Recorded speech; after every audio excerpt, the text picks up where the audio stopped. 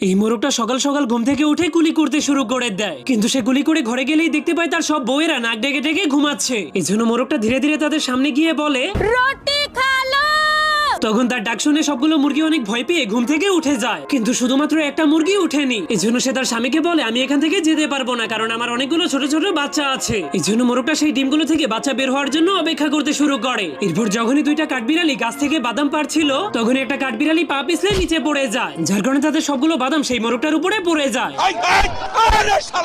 এই জন্য কাঠবিড়ালিগুলো মোরগের খাঁচা ভেঙে সেই খাঁচার মধ্যে ঢুকে তাদের বাদামগুলোকে নিতে শুরু করে দেয়, কিন্তু একটা কাঠবিড়ালি ভুল করে সেই মুরগিদের ঘরের মধ্যে ঢুকে যায়। তখন সেই মুরগির ডিমগুলোকে বাদাম মনে করে অনেক খুশি হয়ে সেগুলোকে খাওয়ার জন্য চলে যায়, কিন্তু তখনই মুরগিটা সেখানে আসতে শুরু করে দেয়, যা দেখার পর সে অনেক ভয় পেয়ে যে ডিমটাকে খেয়ে ফেলেছিল সেই ডিমটার খোলসের মধ্যে লুকিয়ে পড়ে। এই জন্য মুরগিটা এসে কিছু বুঝতে না পেরে যখনই সেই ডিমগুলোর উপরে বসে পড়ে, তখনই প্রচন্ড গরমের কারণে সেই কাঠবিড়ালির অবস্থা অনেক খারাপ হয়ে যায়। এই জন্য সে আর গরম সহ্য করতে না পেরে যখন